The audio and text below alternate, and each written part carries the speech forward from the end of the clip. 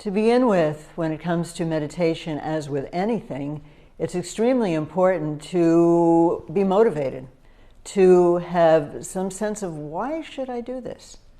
What is the purpose? What is its meaning? And what is it that might possibly change as I engage in this process of contemplation? These are very legitimate questions that you are probably asking or will be asking. So the initial state, this first state of R12, is really very much about setting a foundation for everything that is to come.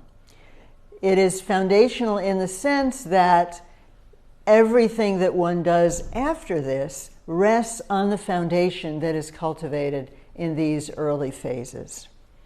And the most central principle to all of the philosophical arguments that are given forth, that you have heard David talk about and others, have to do with single principle of impermanence, change, instability. This is a central fact of human life.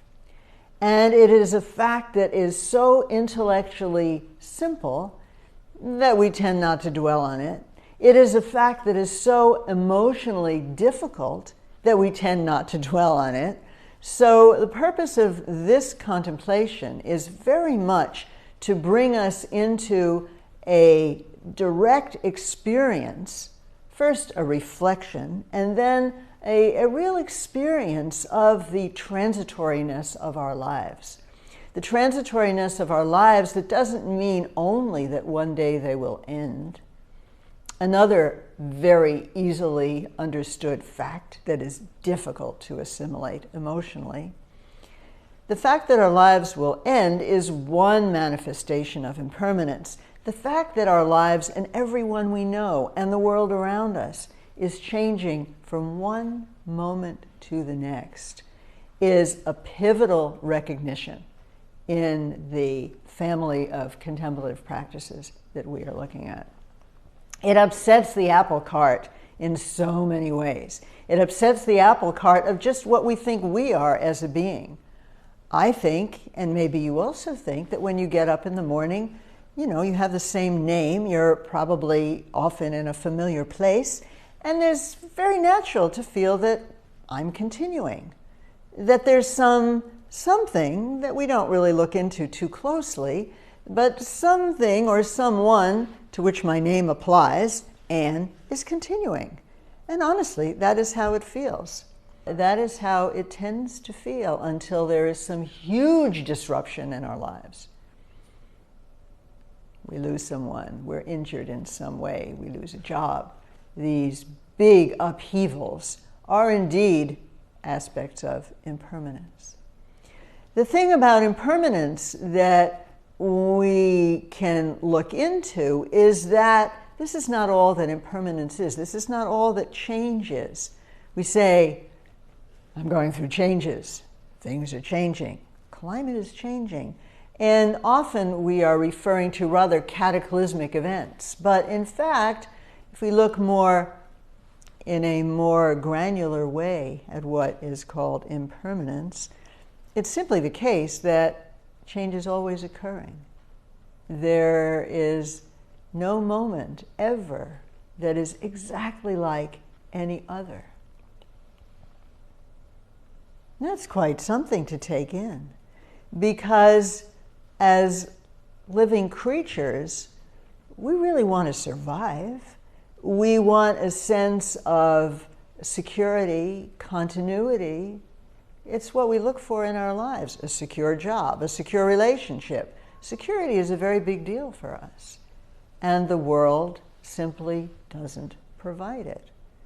And reflecting on impermanence is one way to recognize that this is the situation.